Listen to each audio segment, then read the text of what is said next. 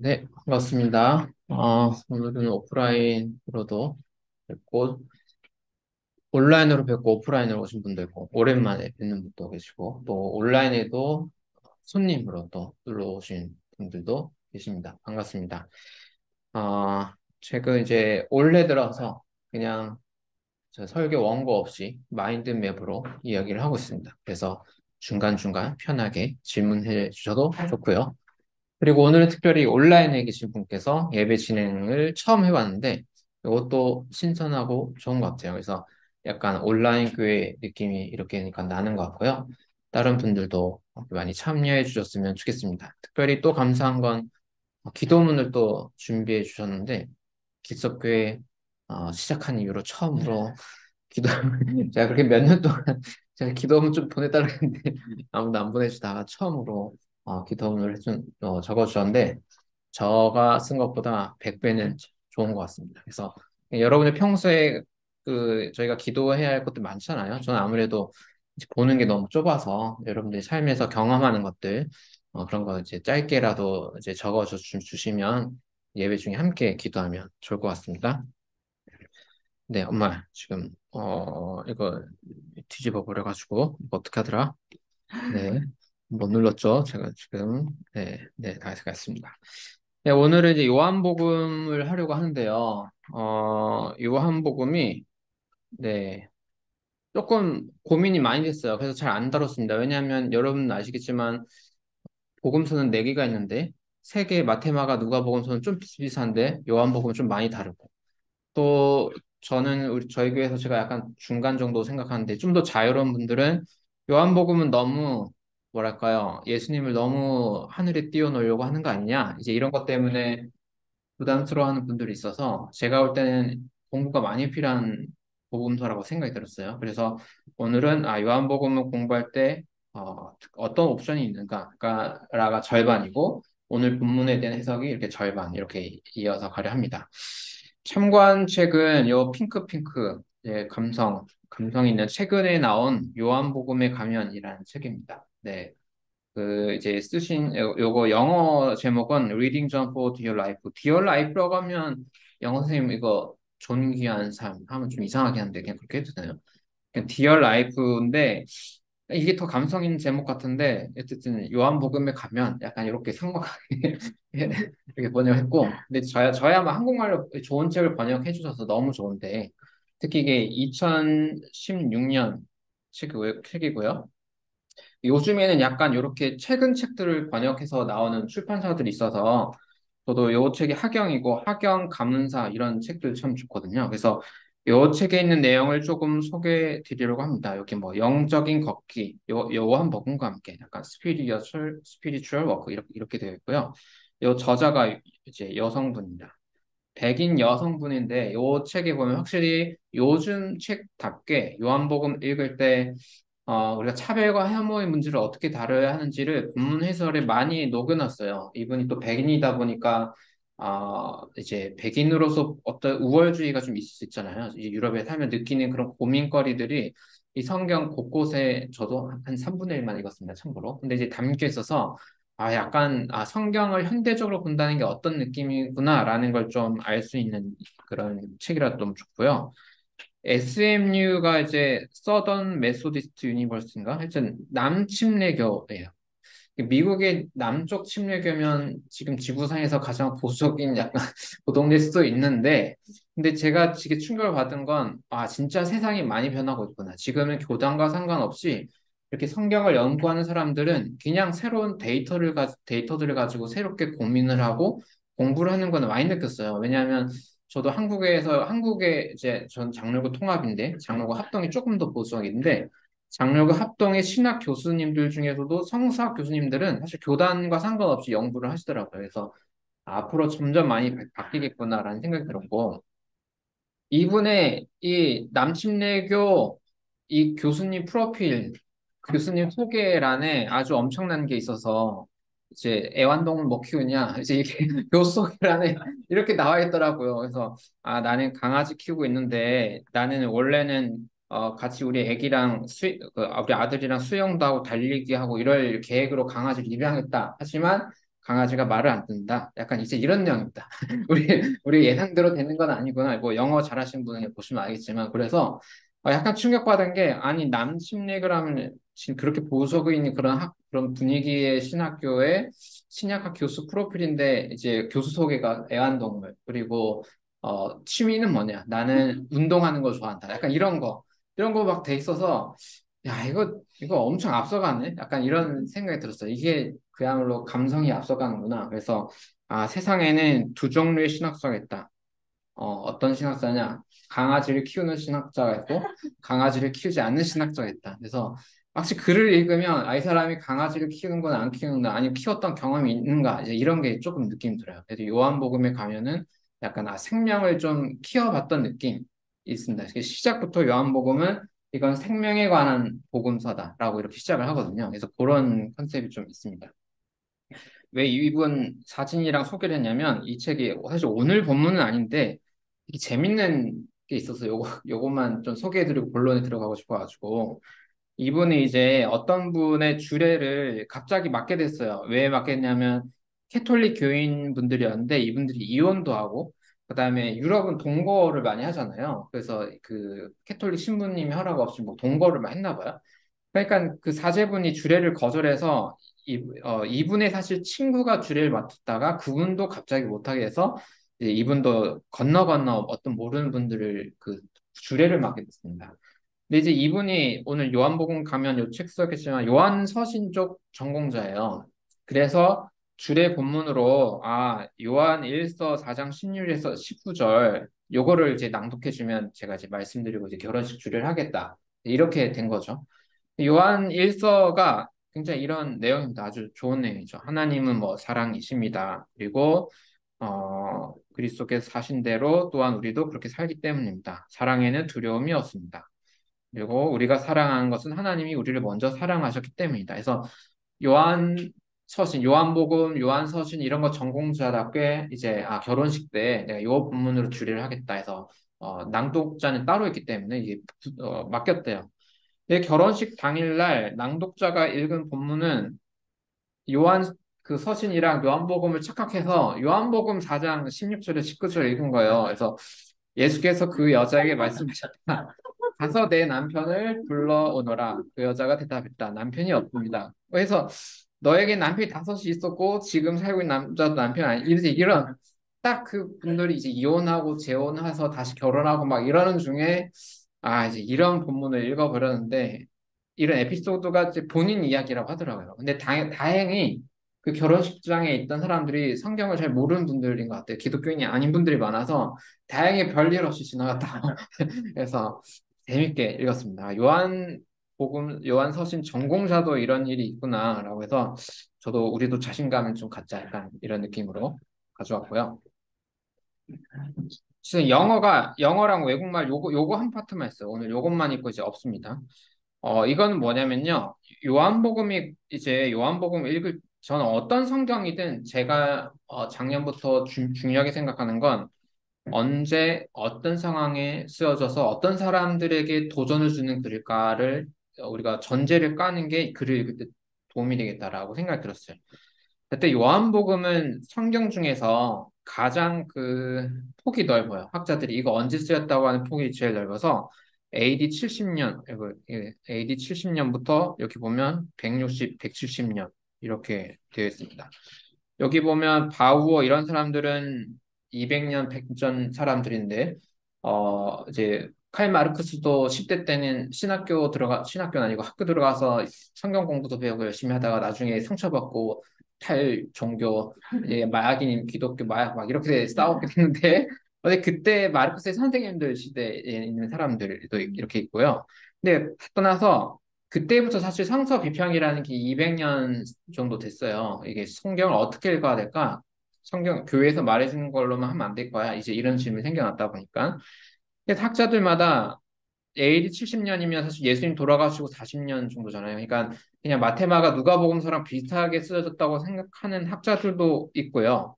어, 다니엘 왈란스 요 선생님이 이제 헬라어 문법 제 생각에 한국 사람들 모든 이 사람 문법책 다 봤을걸요. 그래서 되게 유명한 사람인데 그래도 보수적이긴 하지만 여기서부터 100년대 거의 100년 차이가 나죠. 그렇단 말은 뭐냐면 요한복음은 합의가 좀 잘 안 된 본문이다. 그래서 여러분 마음대로 생각해도 아무 문제 없다. 약간 이제 이런 걸 말씀드리는 거고 지금 제가 요 책은 누구 책이냐면 여기 보면 요 포터에서 스탠리 포터라는 사람이고 90년에서 100.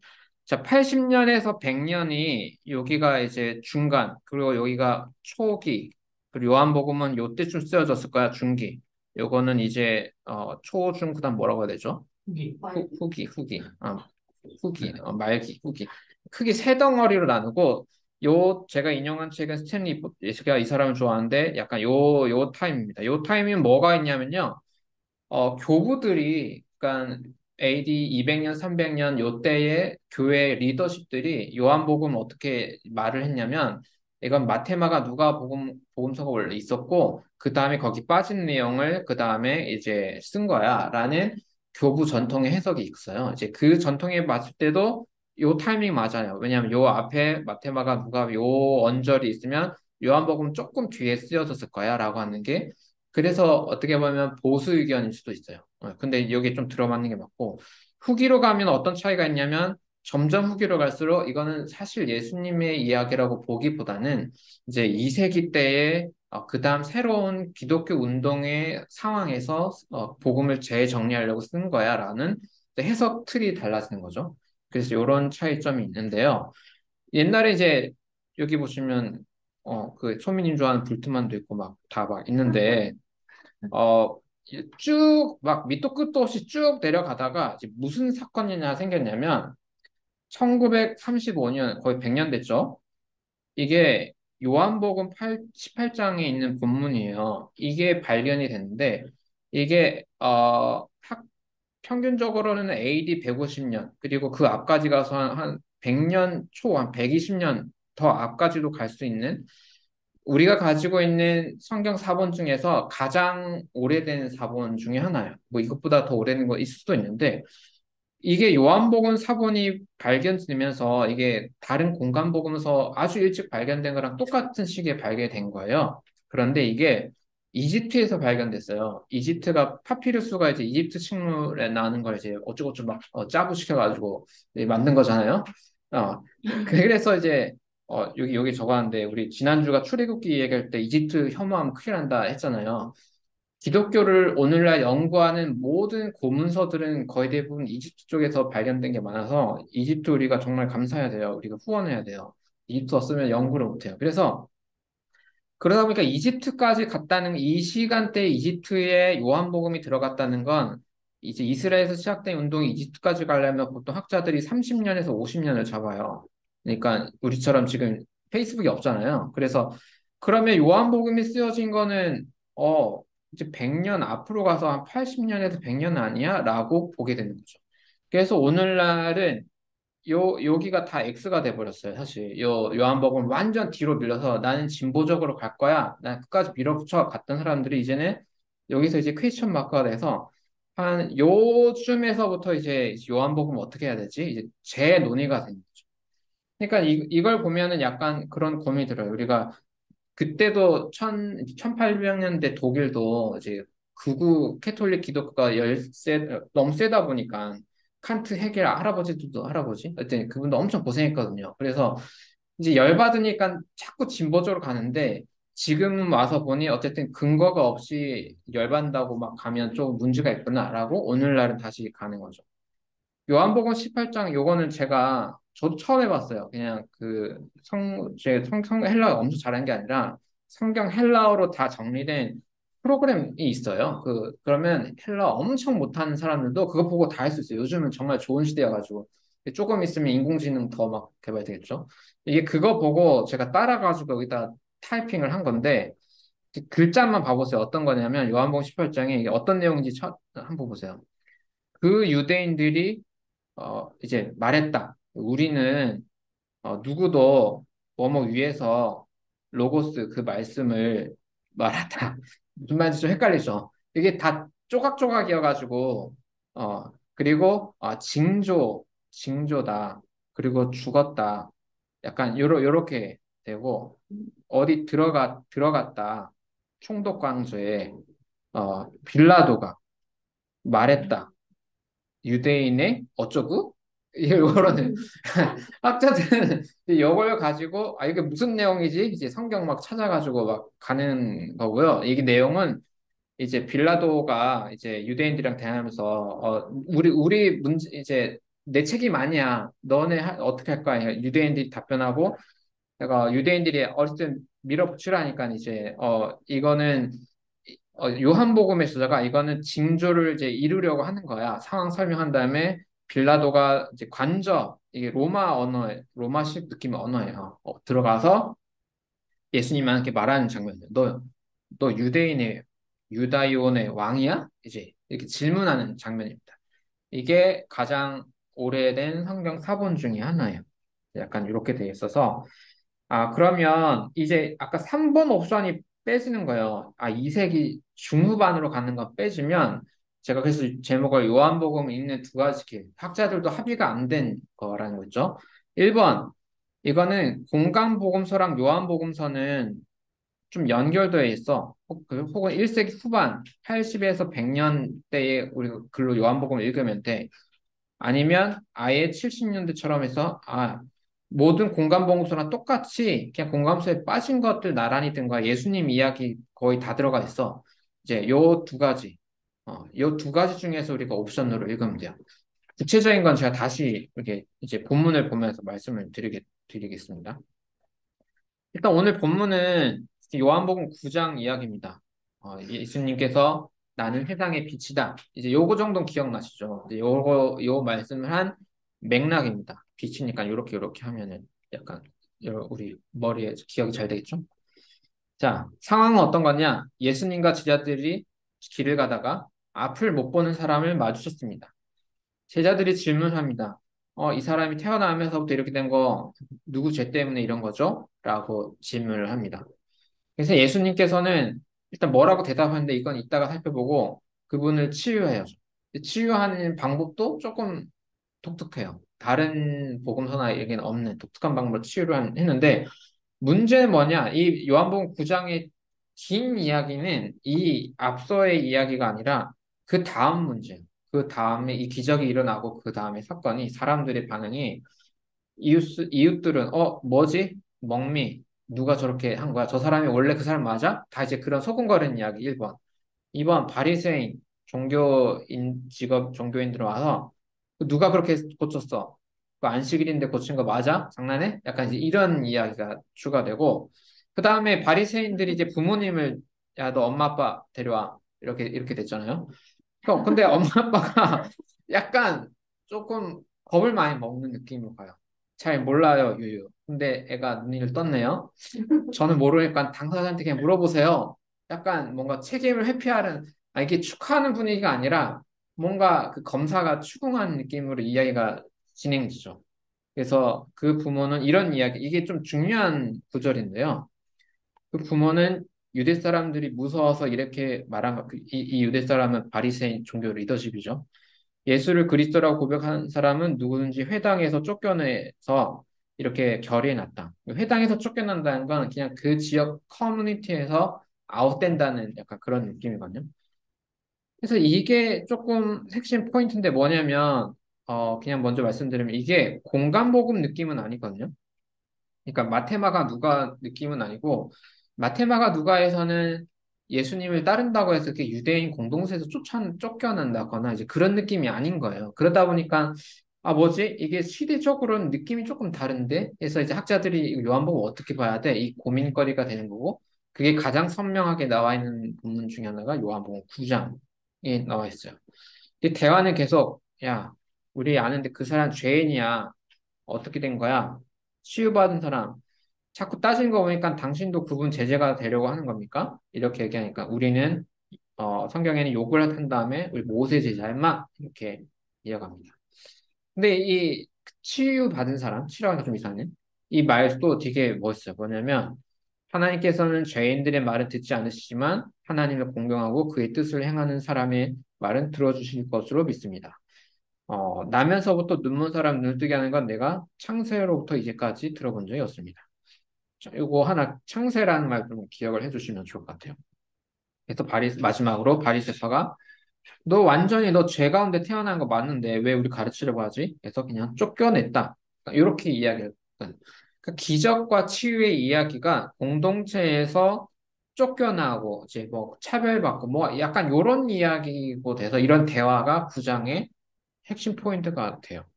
그래서 아까도 말씀드렸지만 요 상황, 요 1번, 2번 중에 유대 공동체 쫓겨난 요건 공간보험과 다른데 이거 어떻게 해결해야 되지? 이제 이게 요한복음 읽을 때 좀 어려운 포인트가 됩니다.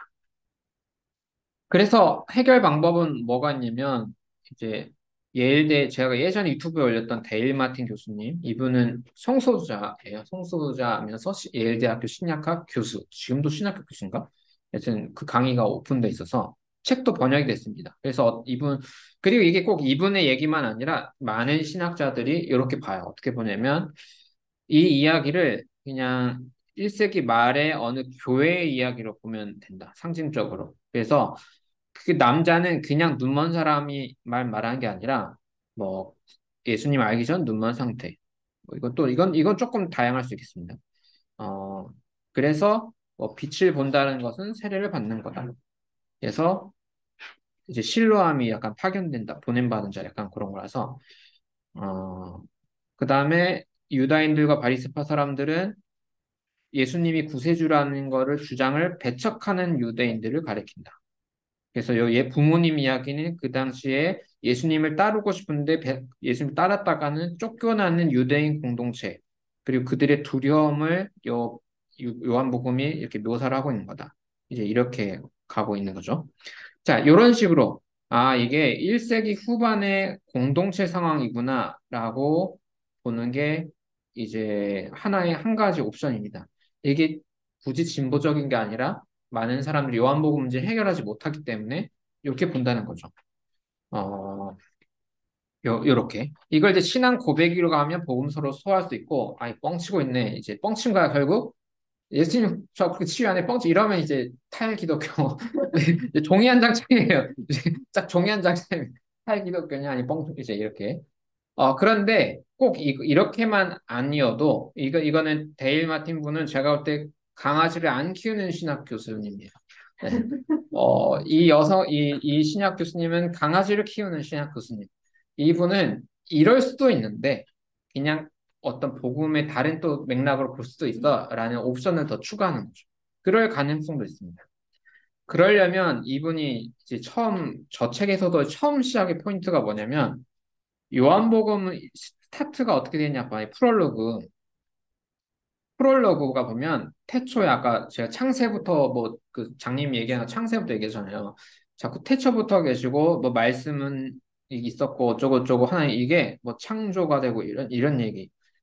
되게 창세기 이야기랑 되게 연결되는 창세기가 이제 창조 어떤 시잖아요. 시적인 감성이 이제 성경이 구약이 시작할 때 느낌이 있는 건데 그 맥락과 같은 연결성상에 있는 거죠. 그리고 이 창조의 핵심으로 어떤 생명을 말하고 그다음 그게 생명을 주는 존재를 빛이라고 하고 아들은 어쨌든 생명이 없는 곳에 생명을 주는 존재를 묘사를 한다. 요한복음을 이제 공간복음서와 병렬로 놓으면서 이런 목적의 새로운 증언집으로 이제 보는 겁니다. 그래서 어, 여기 보면 일할 수 있는 거, 약간 창세기 7일 창조 보면은 하나님이 이제 빛을 만들고 낮을 만들어서 일한 다음에 쉬고 약간 이런 느낌 나잖아요. 우리는 일해야 돼. 그게 또 내가 세상의 빛이야. 약간 이런 느낌. 그래서 생명이란 단어가 요한복음에만 제일 많이 나와요. 36번. 그래서 요한복음은 이런 신학적 주제를 가지고 재정리된 이제 신앙 고백문이냐라는 거죠. 그러니까 꼭 후대 공동체일 수도 이것도 이걸 무시하는 게 아니고 플러스 다른 포인트를 설명하는 이제 새로운 복음서로도 볼 수 있다는 것입니다. 음, 어, 일단 시작할 때 여기 보면 제자들이 눈먼 사람 만나서 이 사람 죄 때문에 이런 거야 아니면 부모님 죄 때문에 이런 거 이렇게 물어보잖아요. 죄와 고난을 연결하는 건 2000년 전에 유대인들도 많이 했던 것 같아요. 고대인들일수록 많이 그랬던 것 같고. 어, 그게 조금 구약 성경에 이제 나올 만한 게 출애굽기 20장에 보면 이 십계명 나오는 본문인데요. 십계명 본문에 뭐 하나님이죠. 나를 미워하는 사람은 죗값으로 3, 4대까지 벌 간다. 나를 사랑하는 사람은 수천 대 자손까지 간다. 이렇게 해서 사실 이 맥락은 뭐냐면 나쁜 짓을 하고 하나님 떠날 때는 3, 4예요. 근데 착하고 선을 행하는 사람은 뭐죠? 수천이에요. 이거 수천, 아니 수천 뭐라고 써요? 그냥 한국말로 써야겠네. 그러니까 이 말이 하고 싶은 거는 선한 일을 할 때 그 영향력이 더 커질 거야라는 감성, 물론 무서울 수도 있는데, 그러니까 십계명의 그런 느낌인데, 사람들이 잘했을 때 수천 대 갈 거야, 이건 빼고, 3, 4대라고? 막 이제, 그 아빠가 잘못하면 아들들 다 삭제하고, 이거 감성 파탄이라서 저거죠. 아니, 중요한 이게 무슨 말을 하고 싶은 비유적 설명인지를 다 삭제하고, 내가 잘못하면 아들도 불행해지는구나. 이제 이런 것만 이제 꽂히는 거죠. 그래서 이걸 약간 공식화 시켜버리니까 이제 그 1세기 제자들조차도 예수님을 만날 때 이거 누구 죄 때문에 저렇게 된 거야? 이렇게 된 거야. 하나의 고정관념이 되는 것 같아요. 그래서 요, 요, 요한복음 9장의 문제는 치유된 사람이 결국은 쫓겨나는데, 자, 요런 차별, 격리, 폭력의 이야기가 현실에서 어떻게 작동되는지 대화로 설명되는 이야기로 보시면 될 것 같아요. 그래서 지난주도 신앙이라는 것에는 동전의 양면인데, 그러니까 종교 개혁을 위해서 유일신적인 이야기를 했지만 이게 결국 폭력의 가능성이 내재돼 있다 이렇게 얘기하잖아요. 그러니까 사실 우리가 믿는 신앙이라는 것 안에는 약간 요렇게 연결되는 것 같고, 사실 요분이 약간 백인 여성이라고 했죠. 신학자가. 남침례교의 백인 여성 신학자라고 했는데, 빛과 어둠이라는 단어도 엄청 조심해야 된다는 이해가 많이 있더라고요. 왜냐면 본인이 백인이고, 실제로 백인과 흑인이 함께 한 사회에서는 어둠 하면 자꾸 사람들이 흑인을 떠올리고, 자꾸 이제 이런 게 자꾸 연결고리가 돼서 이거, 우리 어떻게 되냐.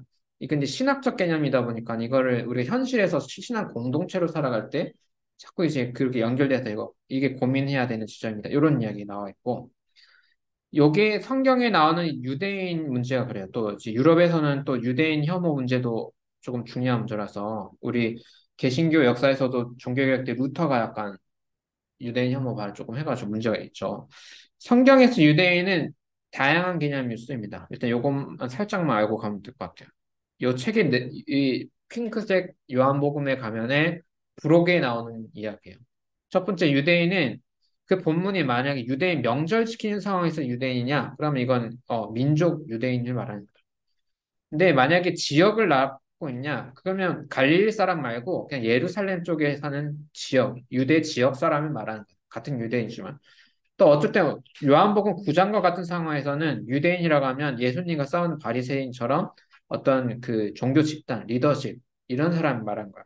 그다음에 한 7개 구절은 학자들도 유대인을 어떻게 해석해야 될지 할 수 없는 좀 우리도 모르는 구절들이 있다. 그러니까 같은 유대인이어도 이게 다 다르다는 거예요. 그래서 이거를 좀 복잡하지만 알아야 차별을 좀 안 할 수 있습니다. 그다음에 또 하나만 또 가면은 어, 이분의 독특한 해석이 하나 있는데 뭐냐면 3절에 예수께서 대답하였다. 이 사람이 죄를 지은 것도 아니요 그의 부모가 죄를 지은 것도 아니다. 이렇게 요 이야기예요. 하나님께서 하시는 일을 그에게 드러내시려는 것이다. 그러니까 요 번역을 보면 약간 하나님께서 일부러 눈을 못 보게 태어나게 한 다음에 뭔가 그 다음에 하나님께서 뭔가 기적을 베풀려고 했나 보다라는 느낌으로 뉘앙스가 해석될 수 있잖아요. 어, 요 제이미 클락 슐츠 교수님은 이걸 어떻게 해석하냐면 3절이랑 요 그다음 4절을 합쳐요. 그에게서 하나님의 일이 나타나기 위해서 이게 3절 부분이죠. 우리는 낮 동안 나를 보내신 분의 일을 해야 한다. 그러니까 그가 장님이 된 게 하나님께서 이제 그렇게 뭔가 드러내려고 한 거야라고 한 문장을 끝나는 게 아니라 그 다음 문장이 이어져서 그에게서 하나님의 일이 나타나기 위해 우리는 일을 해야 해. 이제 이렇게 설명이 들어가는 거죠. 이렇게 설명을 하는 이유는 제가 일부러 성경 사본을 보여드렸는데 보시면 뭐가 있냐면요. 모두 대문자에다가 띄어쓰기가 없어요. 그러니까 문장 구분, 단어 구분 자체가 없고 물음표, 쉼표조차 없어요. 우리가 읽고 있는 성경은 띄어쓰기, 단락 나누기, 물음표, 느낌표 이런 거를 다 학자들이 토론해서 집어넣은 거예요. 그래서 아, 이 교수가 볼 때는 그렇기 때문에 이거는 음, 3절, 4절이 이어져서 어차피 요게 사실 문장으로 끊어지지 않거든요. 약간 요게 좀 끊어지는 나니까 4절로 그대로 이어가면 이거 그러기 위해서 우리는 이래야 돼라고 볼 수도 있어 라는 하나의 해석이고요. 두 번째 해석은 약간 요 책에 보면 어떤 내용이 있냐면 이거는 명령법을 해석할 수 있어요. 아예 이 3절 자체가 한 챕터가 들어가 있어요. 우리가 성사 해석할 때 토론될 수 있는 거. 이건 명령법으로 볼 수 있는 거야. 그에게서 하나님의 일이 드러나게 해라. 라는 식으로 해석할 수 있다라는 거죠. 그러니까 사실 정확히 해석이 되기는 조금 애매한 본문입니다. 그래서 이게 우리가 몸에 불편함이 없는 사람은 뭐 그러려니 할 수 있는데 약간 이제 몸에 불편함이 있는 사람은 이런 구절 한 구절 한 구절 읽을 때 좀 예민할 수 있어요. 내가 몸이 어려운 게 아, 하나님 뭔가를 하려고 하는 거야? 막 이런 식으로 할 수 있잖아요. 이제 그런 건 아니고 해석이 좀 어려운 부분이 좀 있다는 거를 우리가 좀 알 필요는 있는 것 같아요.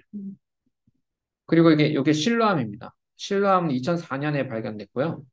요거는 이런 사이트 가면 이스라엘 고고학 사이트에 가면은 이렇게 되어 있고 학자들이 그림으로 아, 이거 이렇게 생겼겠지? 라고 그림으로 묘사한 건 약간 이런 그림. 그래서 요한복음이 약간 이렇게 고고학적 발견과 연결되는 게 있고 아까처럼 2세기 4분 아주 빠른 시기에 4분도 발견돼 이러면서 옛날에는 요한복음 이거 뻥이네 이러다가 이제 막 다시 고민을 좀 하게 됐고요. 이왕 설명한 게 지금 40분? 아, 빨리 했구나. 한 가지만 말씀드리면 지금 저희 교회도 저기 온라인에 계시지만 요한복음의 독특성은 여성의 대화가 많아요. 이거 한번 숙제로 한번 여러분 도마복음 한번 읽어보세요. 도마복음은 이거 좀 이상해요. 젠더 문제 들어가서 한번 도마복음 검색하면 다 나오거든요. 다음에 해볼게요. 찾아보세요. 이거 네, 어쨌든 여러분 들어봤으니까 요한복음은 이상하게 여성의 스토리가 아주 많다라는 거. 그래서 그렇기 때문에 요한복음을 다시 이제 공부하려는 흐른 트렌드도 좀 있는 것 같아요. 넘어가겠습니다. 이제 마무리. 5분 안에 마무리하겠습니다. 이 본문에서 예수님이 진흙으로 이렇게 눈을 바르고 이렇게 이런 표현 보면 이게 저 책에서도 그렇고 시작할 때 창세기 감성 얘기 나오잖아요. 그래서 창세기에 흙으로 사람을 지었다. 약간 이렇게 나와서 이게 뭔가 요한복음 자체가 창세기 창조시와 연결된 생명, 흙, 뭐 빛 이런 표현들이 너무 많이 나와서 공간복음사랑은 다르게 사실 공간복음에서는 아 너 집에 가 그럼 치유돼 있을걸? 막 약간 이렇게 좀 시크하게 이렇게 되는데 요한복음 약간 손에 막 묻고 막 직접 만져야 되고 막 약간 이런 느낌으로 돼서 약간 창조시 창세기 감성 약간 이런 느낌이 조금 있어요. 그래서 침 뱉고 막 누가 뭐야 할 수는 있는데 어쨌든 이게 그 창조에 약간 그런 느낌이 좀 있는 것 같다라는 게 있고 어 그리고 한 가지 더 하면 우리는 예수님이 그러잖아요. 우리는 나를 보내신 낮 동안에 해야 한다. 이 우리라는 본문이 여러분 세번역 성경을 가지고 있는 분은 아마 여기 숫자 뭐 1인가 뭐 숫자가 이렇게 들어가 밑에 나는 이렇게 있을 거예요. 어떤 사본들은 나는 이렇게 되는데 왜냐하면 이 이야기 맥락은 예수님이 치료한 거잖아요. 그래서 본문만 보면 나는 이제 낮 동안 일을 해야 해. 이게 사실 맞긴 하거든요. 근데 이제 대다수 더 많은 사본에서는 예수님이 우리라고 말한 걸로 기록도 했어요. 그러면 약간 이제 그거 요 우리가 뒤에 보면 아까 우리는 모세의 제자야 막 욕하면 이런 우리와 또 병치되죠. 그래서 같은 우리긴 한데 뒤에서 약간 윽박지르는 우리랑 예수님이 지금 이 치유하면서 제자들한테 우리랑 같은 말인데 느낌이 많이 다른 거죠. 결국 이제 어떤 공동체 해야 되지? 이 질문을 좀 주는 것 같고 그다음에 결국 이게 우리가 만약에 예수님 제자들 그리고 이 글을 읽는 1세기 후반의 신앙 공동체뿐만 아니라 2000년이 지난 우리에게도 본다면 지금 이 일을 해야 된다는 거잖아요. 누군가 앞을 못 봐서 도움이 필요한 사람, 누군가 도움이 손길 필요한 사람이 우리는 일을 해야 해라고 할 때 그러면 내가 혹은 교회가 해야 하는 하나님의 일은 뭘까?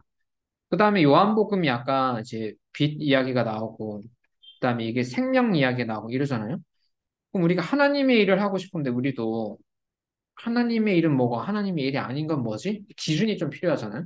이때도 요한복음은 굉장히 중요한 개념을 말해주는 것 같아요. 아까 침 뱉고 흙으로 이렇게 사람 살려 약간 이런 걸 통해서. 그래서 그런 이야기와 함께 마지막으로는 밤이라는 게 요한복음의 시적인 표현인데 빛이 없는 시간에는 일을 할 수 없다라고 하잖아요. 그런 시간은 또 우리 자신에게는 언제인지, 교회에게, 그리고 개개인에게는 밤은 또 언제인지 같이 생각해 보면 좋을 것 같아요. 이제 마지막으로, 이거는 그, 이 9장 이야기의 맨 마지막 부분입니다. 그래서 맨 마지막 부분을 보고, 못 보는 사람은 보게 하고, 보는 사람은 못 보게 한다는 이야기로 끝나요, 사실. 그래서 이 이야기의 마지막에 이 심판이 어떤 심판일지를 생각해 봤으면 좋겠는데요. 그래서 함께 요 9장 39절에서 41절을 다 함께 읽고 2분간 침기도 하는 거로 오늘 이야기를 마치겠습니다. 함께 9장 39절부터 읽도록 하겠습니다. 예수께서 또 말씀하셨다. 나는 이 세상을 심판하러 왔다. 못 보는 사람은 보게 하고 보는 사람은 못 보게 하려는 것이다. 예수와 함께 있던 바리새파 사람들이 이 말씀을 듣고 나서 말하였다. 우리도 눈이 먼 사람이란 말이요. 예수께서 그들에게 말씀하셨다. 너희가 눈이 먼 사람들이라면 도리어 죄가 없을 것이다. 그러나 너희가 지금 본다고 말하니 너희의 죄가 그대로 남아있다. 네, 함께 말씀 생각하시면서 2분간 침묵 가운데 기도하시겠습니다.